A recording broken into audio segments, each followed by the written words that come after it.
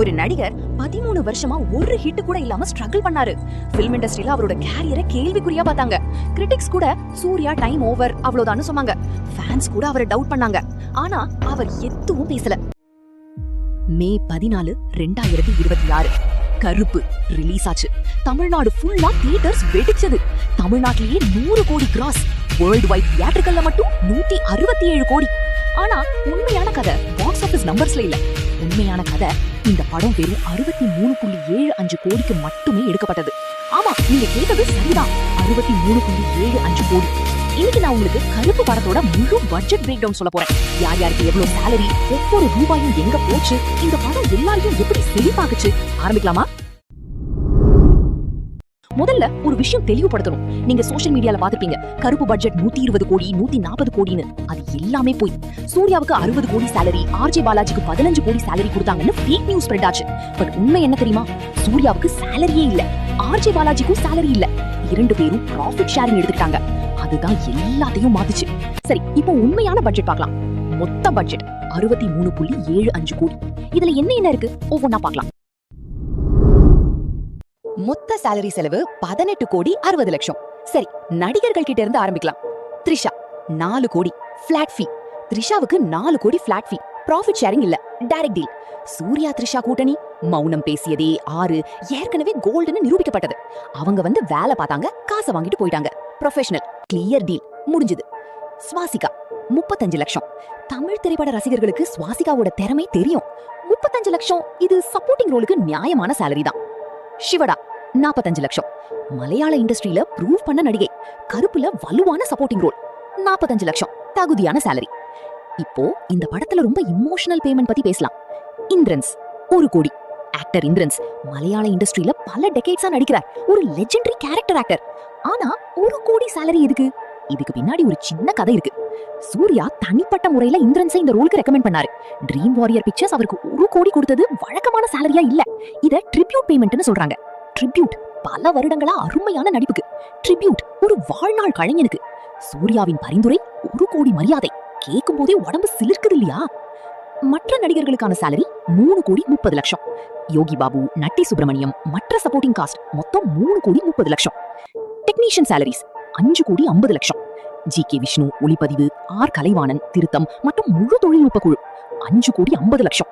Screen பின்னாடி மாயாஜாலம் பண்றவங்க இவங்கதான். ஜி.கே. விஷ்ணுவோட விஷுவல்ஸ் இந்த படத்துல அசத்தல். Music director A R. Rahman advance 1 கோடி ரூபாய். என்னது, ஏ.ஆர். ரஹ்மானா? ஆமா, இந்த படத்தோட இசையமைப்பாளரா முதல்ல ஏ.ஆர். ரஹ்மான் இருக்கணும்னு பிளான் பண்ணாங்க. 1 கோடி ரூபாய் அட்வான்ஸ் கொடுத்தாங்க. ஆனா அப்புறம் பிளான் சாய் அபியங்கர் கிட்ட மாறிடுச்சு. அந்த 1 கோடி ரூபாய் அது பட்ஜெட்ல எழுதியாச்சு, அவ்வளவுதான். ரஹ்மானோட அட்வான்ஸ் பணம் போயிடுச்சு. அந்த செலவு மட்டும் பட்ஜெட்ல நிக்கும். சாய் அபியங்கர் 1.75 கோடி ரூபாய் முழு ஆல்பம் செலவு. சாய் அபியங்கர் பெரிய வேலை செஞ்சாரு. கருப்பு படத்தோட இசை அதிகம் பேசப்படும் விஷயங்கள்ல ஒண்ணு. முழு ஆல்பம்க்கும் 1.75 கோடி ரூபாய். அது ஒவ்வொரு ரூபாயும் பலன் தந்தது. எழுத்தாளர் ரத்னகுமார் 25 லட்சம் ரூபாய் ஐடியா ஃபீ. மிகவும் சுவாரஸ்யமான விஷயம், ரத்னகுமார் மேயாதமான் இயக்குனர் கருப்பு படத்தோட ஸ்டோரி ஐடியா கொடுத்தார். அவருக்கு 25 லட்சம் ரூபாயா ஐடியா ஃபீயா கொடுத்தாங்க. வெறும் அடிப்படை யோஜனைக்காக மட்டுமே. இண்டஸ்ட்ரியில இப்படியும் நடக்குது. இப்போ முக்கியமான 2 பேர், சூர்யா மற்றும் RJ Balaji. Suriya 0 salary, 40% profit share. 0 rupees salary. Suriya Dream Warrior கிட்ட சேலரி வேண்டாம், ப்ராஃபிட் ஷேர் பேசிட்டாரு. ட்ரீம் வாரியரோட லாபத்தில் 40% பேசினாரு. சூர்யாவோட ஷேர்ல இருந்து 50% நேரடியாக அகரம் அறக்கட்டளைக்கு போகுது. அகரம் அறக்கட்டளை சூர்யாவின் தொண்டு நிறுவனம் ஏழை குழந்தைகளுக்கு படிப்பு கொடுக்குது. சூர்யா இந்த படத்தை பயன்படுத்தி ஆயிரக்கணக்கான குழந்தைகளுக்கு கல்வி அளிக்கிறார். அவர் வெறும் நடிகன் மட்டும் இல்ல, ஒரு உண்மையான மனிதரும் கூட. RJ Balaji 0 salary, 20% profit share. RJ பாலாஜியும் அதே வழி. As director 20% profit share. இது பெரிய ரிஸ்க். படம் நல்லா ஓடுனா வாங்கலாம், ஃப்ளாப் ஆனா ஒண்ணும் இல்ல. ஆனா கருப்பு பிளாக் பஸ்டர் ஆச்சு. அவங்க எவ்வளவு ஷேர் வாங்குனாங்கன்னு அப்புறம் சொல்றேன், கொஞ்சம் வெயிட் பண்ணுங்க. மொத்த ப்ரொடக்ஷன் காஸ்ட் 30 கோடியே 40 லட்சம். படத்தை பிசிக்கலா எடுக்க எவ்வளவு ஆயிருக்குன்னு பார்க்கலாம். ப்ரீ ப்ரொடக்ஷன் காஸ்ட் 27 கோடியே 80 லட்சம். செட்கள், உடைகள், உணவு, இடங்கள், பயணம், உபகரண வாடகை எல்லாமே 27 கோடியே 80 லட்சம். இந்த அளவு பெரிய படத்துக்கு இது ரொம்ப கண்ட்ரோல்டு செலவு தான். ஆர்ஜே பாலாஜி ப்ரொடக்ஷனை ரொம்ப இறுக்கமா வச்சிருந்தார். கோயம்புத்தூர் சிட்டி அரசாங்கத்துக்கு பணம் 2 கோடியே 40 லட்சம். சுவாரஸ்யமான ஐட்டம் இது. முக்கியமான காட்சிகள் பல கோயம்புத்தூர்ல உண்மையான தெருக்களில், உண்மையான பொது இடங்களில் படமாக்கப்பட்டன. அனுமதிகள், சாலை மூடல்கள், நகர ஒத்துழைப்புக்காக நகரத்துக்கு 2 கோடியே 40 லட்சம் கொடுத்தாங்க. இப்படிதான் இருக்கணும். சிட்டிக்கு சரியான பணம் கொடுக்கணும். டிஎன்ஏயு விவசாய அறிவியல் மாணவர்களுக்கு நன்கொடை 20 லட்சம். டிஎன்ஏயு தமிழ்நாடு வேளாண்மை பல்கலைக்கழகம் புரொடக்ஷன் செலவில் ஒரு பகுதி விவசாயம் மற்றும் அறிவியல் மாணவர்களுக்கு நேரடி நன்கொடையா போச்சு. படத்தோட சோஷியல் ஜஸ்டிஸ் ஸ்கோருக்கு இது லிங்க் ஆகுது. 20 லட்சம் சின்ன அமௌண்ட், பட் பெரிய விஷயம்.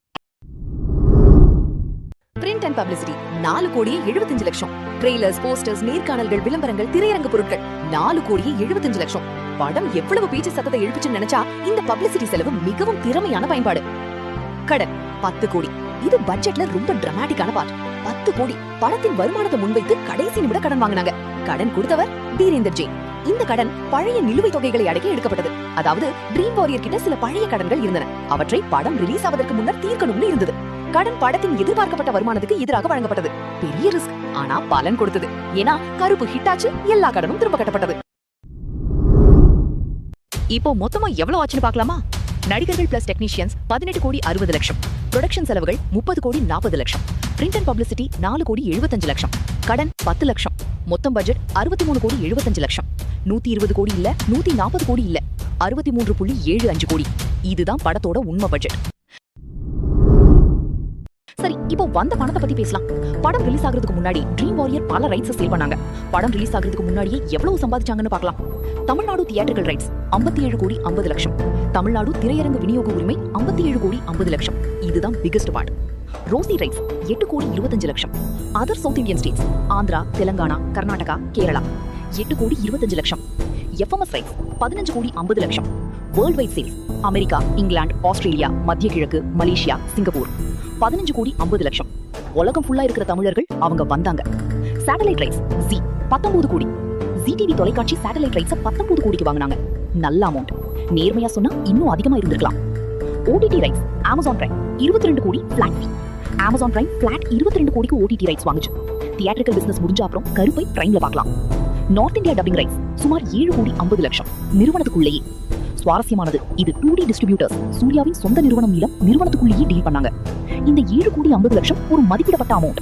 லாபம் நேரடியாக சூர்யாவின் நிறுவனத்துக்கு போகுது. ப்ரீ ரிலீஸ் பிசினஸ் மொத்தம் ஈக்குவல் டு 126 கோடி 25 லட்சம். பட்ஜெட் ஈக்குவல் டு 62 கோடி 50 லட்சம். ப்ரீ ரிலீஸ் அமௌண்ட் 126 கோடி 25 லட்சம். ஒரே ஒரு டிக்கெட் விற்கிறதுக்கு முன்னாடியே படம் லாபத்துல இருந்தது. ரிலீஸ்க்கு முன்னாடியே ப்ராஃபிட் ஈக்குவல் டு 62 கோடி 50 லட்சம். ஆனா ஒரு முக்கியமான விஷயம், ப்ரீ ரிலீஸ் பிசினஸ் ஏன் கம்பேரிட்டிவா கம்மி? ஏன்னா இதுதான் ஆனஸ்ட் ட்ரூத். சூர்யா 13 வருஷமா சர்டிஃபைட் ஹிட் கொடுக்கல. வாங்குறவங்க கவனமாக இருந்தாங்க. ரைட்ஸ் குறைவான விலைக்கு பிக்ஸ் பண்ணாங்க. 13 வருஷமா ஹிட் இல்லாத நடிகன். இது சூர்யாவோட நேமோட ஒட்டிக்கிட்ட அடையாளம். ஆனா கருப்பு எல்லாத்தையும் மாத்திடுச்சு. இப்போ உண்மையான நம்பர்ஸ் பார்க்கலாம். தமிழ்நாடு தியேட்ரிக்கல் கிராஸ் 167 கோடி 40 லட்சம். தமிழ்நாட்டில் மட்டுமே 167 கோடி கிராஸ். எந்த படங்கள் இந்த லிஸ்ட்ல வரும்னு தெரியுமா? PS1 102 கோடி 90 லட்சம் ஷேர். ஜெயிலர் 94 கோடி 40 லட்சம் ஷேர். லியோ 90 கோடி 70 லட்சம் ஷேர். அமரன் 81 கோடி 67 லட்சம் ஷேர். கருப்போ 69 கோடி 40 லட்சம் ஷேர். தமிழ்நாடு வரலாற்றில் 8வது மிகப்பெரிய வசூல். History milestones. தமிழ்நாட்டில் சூர்யாவின் முதல் 100 கோடி கிராஸ். இத சரியான கான்டெக்ஸ்ட்ல பாருங்க. ரஜினிகாந்த் 2010ல அடைஞ்சார். விஜய் 2017ல, அஜித் 2019ல, கமல்ஹாசன் 2022ல, சிவகார்த்திகேயன் 2024ல, இப்போ சூர்யா 2026ல. ரஜினி இந்த கதவை திறந்து 16 வருஷமாச்சு. சூர்யா இப்போ அதுல நுழைஞ்சார். தமிழ்நாட்டில் 150 கோடி கிராசர். இது இன்னும் தனித்தன்மையானது. கமல் 2022, ரஜினி 2023, விஜய் 2023, எஸ்கே 2024, அஜித் 2025, இப்போ சூர்யா 2026. அவர் 100 கோடி தடைய உடைக்கல, 150 கோடியை கடந்தார். இதயத்தை உடைக்கும் மற்றும் நிரப்பும் சாதனை. ஒரு முன்னணி தமிழ் நடிகருக்கு சர்டிஃபைட் ஹிட்டுக்கான நீண்டகால காத்திருப்பு. கமல்ஹாசன் இந்த சாதனையை வச்சிருந்தார். 2015 முதல் 2022 வரை 7 வருஷம் 2 மாசம். சூர்யா 12 வருஷம் 10 மாசம் 13 நாட்கள். 12 வருஷம் 10 மாதம் 13 நாட்கள் சர்டிஃபைட் ஹிட் இல்லாமல். ஒவ்வொரு காலையும் எழுந்திருந்து அந்த அழுத்தத்தை சுமந்து கொண்டிருந்தவரை கற்பனை பண்ணி பாருங்க. கேலி பண்ணப்பட்டது, சந்தேகிக்கப்பட்டது, ஆனா வேலை தொடர்ந்தது, நம்பிக்கை தொடர்ந்தது. பிறகு ஒரே ஒரு படம், கருப்பு. அந்த 13 வருஷமும் போயிடுச்சு. பியோர் ஆவேசமான கொண்டாட்டத்தால மாறிடுச்சு. இத கேட்கிற சூர்யா ஃபேன்ஸ்க்கு கண்ணுல தண்ணி வரும். டிஸ்ட்ரிபியூட்டர் லாபம். தமிழ்நாடு தியேட்ரிக்கல் நெட் 143 கோடி 20 லட்சம். தியேட்ரிக்கல் ஷேர் தயாரிப்பாளர்களுக்கு 69 கோடி 40 லட்சம். டிஸ்ட்ரிபியூட்டர் ஷேர் 73 கோடி 80 லட்சம். டிஸ்ட்ரிபியூட்டர் லாபம் 16 கோடி 30 லட்சம். டிஸ்ட்ரிபியூட்டர்ஸ் பணம் சம்பாதிச்சாங்க, பெரிய பணம். அதாவது முழு ஈகோசிஸ்டமும் ஜெயிச்சது. சரவண பிரபு ஸ்டோரி.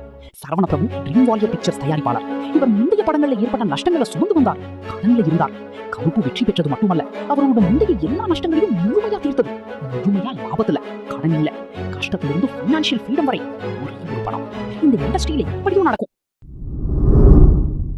இப்போ எல்லாரும் தெரிஞ்சுக்கணும்னு நினைக்கிற கேள்விக்கு பதில சொல்லுவோம். யார் என்ன வீட்டுக்கு எடுத்துட்டு போனாங்க? இறுதி ப்ராஃபிட் கணக்கீடு. பட்ஜெட் 63 கோடி 75 லட்சம். ப்ரீ ரிலீஸ் பிசினஸ் 126 கோடி 25 லட்சம். நிகர ப்ரீ ரிலீஸ் லாபம் 62 கோடி 50 லட்சம். இந்த 62 கோடி 50 லட்சம் ப்ராஃபிட் ஷேரிங் ஒப்பந்தங்கள் மூலம் பகிர்ந்து கொள்ளப்படுது. சூர்யா ட்ரீம் வாரியரிடமிருந்து 40% ப்ராஃபிட் ஷேர் 25 கோடி. கூடவே ஹிந்தி டப்பிங் 2D டிஸ்ட்ரிபியூட்டர்ஸ் நிறுவனத்துக்குள்ளேயே 7 கோடி 50 லட்சம். மொத்தம் 32 கோடி 50 லட்சம். நினைவுல வச்சுக்கோங்க, இதில் 50% அகரம் அறக்கட்டளைக்கு போகுது. சூர்யா தனிப்பட்ட முறையில வீட்டுக்கு எடுத்துட்டு போனது 16 கோடி. மற்ற 16 கோடி வறுமையில் வாழும் குழந்தைகளுக்கு கல்வி அளிக்க சென்றது. ஆர்ஜே பாலாஜி 20% ப்ராஃபிட் ஷேர் 12 கோடி 50 லட்சம். நகைச்சுவை நடிகராக ஆரம்பித்து இயக்குனராக மாறி இப்போ பிளாக் பஸ்டர் இயக்குனர் 12 கோடி 50 லட்சம் சம்பளம். உறுதியான சேலரி இல்லாம எடுத்த ரிஸ்க்கு இது மோசம் இல்லதானே? ட்ரீம் வாரியர் அல்லது சரவண பிரபு தயாரிப்பாளர் பங்கு 25 கோடி. கூடவே எல்லா நிலுவைத் தொகைகளும் முழுமையாக தீர்க்கப்பட்டன. முழுமையாக லாபத்துல, கடன் இல்ல. கருப்பு படத்தோட பட்ஜெட் கதையிலிருந்து உண்மையான லேர்னிங் என்ன? வெறும் நம்பர்ஸ் மட்டும் இல்ல, அது நம்பிக்கை. சூர்யா சொன்னார், சேலரி வேண்டாம், படம் நல்லா ஓடினா எடுத்துக்குவோம். தன்னை முழுமையாக பணயம் வைத்தார். ஆர்ஜே பாலாஜியும் அதே வழி.